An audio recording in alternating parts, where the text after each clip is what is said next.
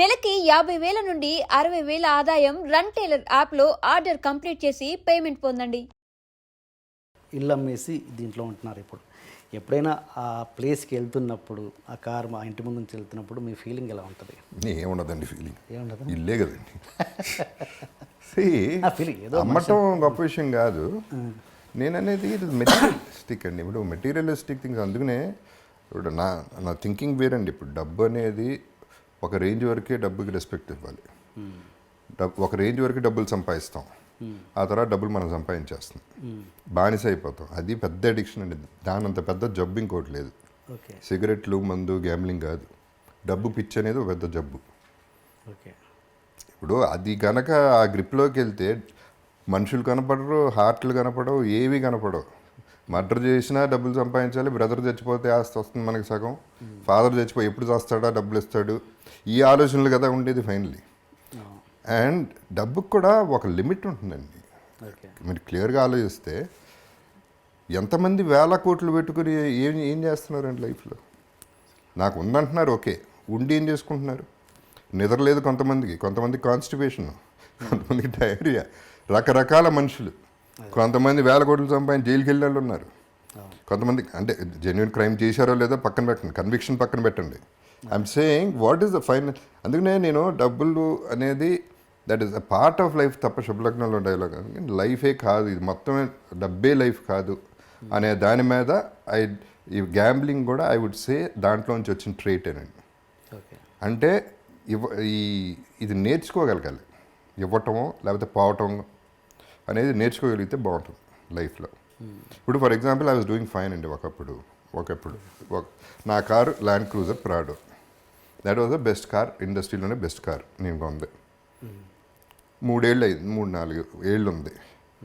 పొద్దున్నే స్నానం చేసి బయటకు వచ్చి చూశాను, కారు కనపడుతుంది. దీని మీద నాకేంటి అటాచ్మెంట్ అసహ్యంగా అనుకున్నాను. కారు మీద అటాచ్మెంట్ ఏంటి? అమ్మేయన్న అంతే, ఇమ్మీడియట్గా అమ్మేయన్న. అప్పటికి మీ బ్యాడ్ పొజిషన్ లేదు, శుభ్రంగా ఉన్నా. నేను కొంద 25 lakhsకి. సరే డెస్పరేట్ మామూలుగా నేను అమ్మేయన్నాక పట్టించుకోండి పెద్దగా. ఎవరో 9 లక్షలు 10 లక్షలు అన్నాడు, తీసుకుపో అన్నా. ఇక దాని గురించి డిస్కషన్ వద్దు. So that is how I feel. Letting go, వదలగలిగితే చేయి నొప్పి పట్టదు, పట్టుకుంటేనే చేయి నొప్పి పడుతుంది. ఇది నాది అంటే మనం we are torturing our mind and body and everything. And మిగతా అన్నీ మర్చిపోతున్నాం. ఎంతమంది పేరెంట్స్ని కలుస్తున్నారండి, ఎంతమంది బ్రదర్ కలిసి ఉంటున్నారు ఫ్యామిలీలో, ఎంతమంది హస్బెండ్ అండ్ వైఫ్ హ్యాపీగా ఉంటున్నారు. డబ్బు విషయంలో కూడా ఎన్ని డివోర్సులు జరుగుతున్నాయి. So all this the main villain in life is money అండి. సో అందుకనే నేను ఆ మనీ అనే దానికి అంత ఇంపార్టెన్స్ ఇవ్వకూడదనే నా ఫిలాసఫీ అండి. బికాజ్ నేనేంటి, నాకున్న డబ్బు నాకు చాలా తక్కువ ఉందండి నిజం చెప్పాలంటే. అది కూడా మళ్ళీ తిరిగి సంపాదించింది. కానీ నేను నా ఫస్ట్ క్లాస్లో వెళ్తాను, నా 5-star హోటల్లో ఉంటాను, నా ఫ్యామిలీ అట్లాగే వెళ్తుంది, ఫ్యామిలీ అలాగే ఉంటుంది. వాళ్ళకి ఎంత మిగిలితే అంత పిల్లలకి ఇస్తాం అంతే. ఎవడు రూల్ పెట్టలేదు 1,00,000 కోట్లు ఇవ్వాలని. వాళ్ళ వాళ్ళు బతకాలి. ఇవ్వగలిగితే ఇవ్వలేకపోతే నోరు మూసుకు కూర్చో అంతే.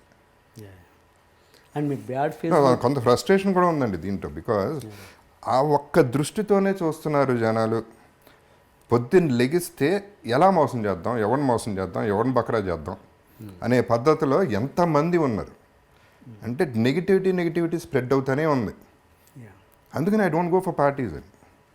పార్టీస్కి వెళ్తాం, ఓకే, ముందు కొట్టేస్తాం, రాత్రి అంతా ఒకరికి వాళ్ళు మాట ఇచ్చేస్తాం, రేపు మనం అది చేసేద్దాం ఫోన్ కూడా ఎత్తారు రేపు. సో అల్టిమేట్లీ దానికి ఎంత వాల్యూ ఉందో చూడండి, అండ్ మనకెంత వాల్యూ ఉందో చూడండి. సో మనిషికి వాల్యూ ఇస్తున్నావా, డబ్బుకి వాల్యూ ఇస్తున్నావా అనేది ఇంపార్టెంట్ పాయింట్. మీరు అన్నారు ఇప్పుడు నా 5 స్టార్లో ఉండాలి, నా ఫ్యామిలీని అలాగే. నేను 5 స్టార్లోనే ఉంటాను, 150 రూపీస్ రూమ్లో కూడా ఉంటానండి.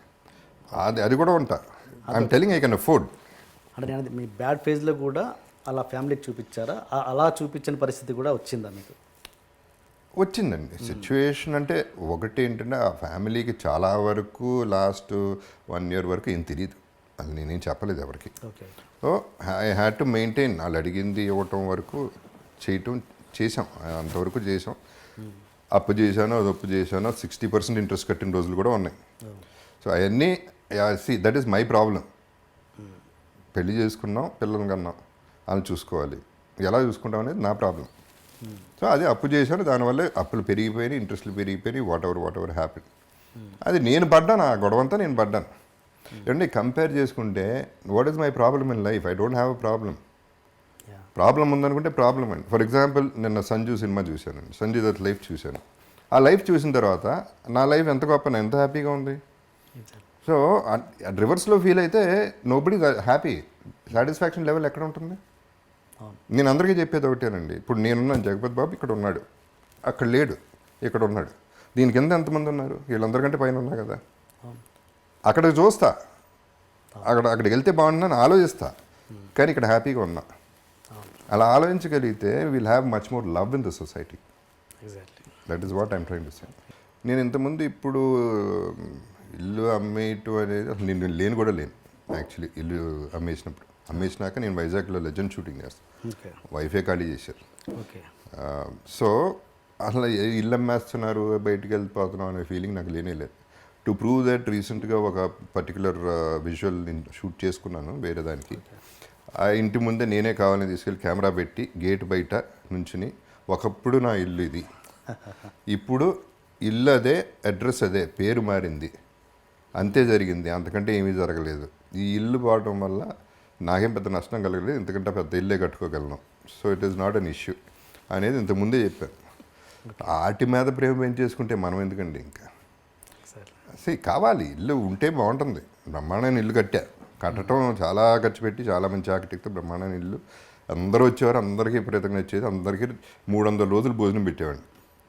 So wonderful times we had, all that is okay fine.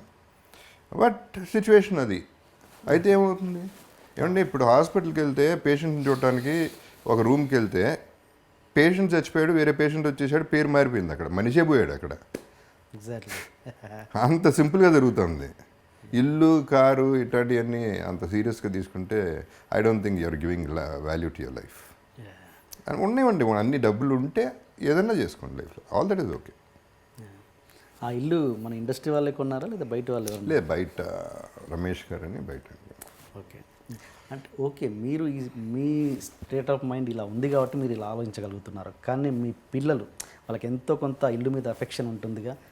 That's a very good one అండి. See this is where I have to, అంటే నా ఫ్యామిలీ, నా అదృష్టం మామూలు అదృష్టం కాదండి అది. ఫర్గెట్ అబౌట్ మై ఫెయిల్యూర్, అక్కడ హీరో అయ్యానా, విలన్ అయ్యానా పక్కన పెట్టండి. సి బేసిక్గా నేనేం చెక్కుకోలే, నా ఫేసు అలా పుట్టాను, గొంతు అలా వచ్చింది. నాన్నగారు వల్ల సినిమా ఎంటర్ అయ్యాను. మా అమ్మ she deserve the better son then me, అంత మంచిదామి. మా బ్రదర్స్ ఓ పక్క, మా brother sister laws come to my family, వాళ్ళని యాక్సెప్ట్ చేయాలండి. నరకం ఎక్కడ ఉంటుంది? ప్రాబ్లం ఉంటే ఇంట్లో ఉంటుంది, ఆ నలుగురి మధ్యలోనే ఉంటుంది. నాకు ఆ ప్రాబ్లం లేదు. బాధపడతారు, డౌట్ లేదు, బాధపడతారు. ఎక్స్ప్రెస్ కూడా చేయలేదు ఎక్కువ, గొడవ అవ్వలేదు, ఆర్గ్యుమెంట్ అవ్వలేదు, ఏ రోజు ఏమీ జరగలేదు. వాళ్ళు ఒకటే రిక్వెస్ట్ చేశారు, ఇల్లు అమ్మద్దు, ట్రై చేయండి అంది. కుదరలేదు, అమ్మాం. దానికి అదృష్టం ఉండాలండి ఫస్ట్. ఫ్యామిలీ బాగుంటాం అనేది అది అదృష్టం, మిగతా ఇంకేం అవసరం లేదు. ఓకే,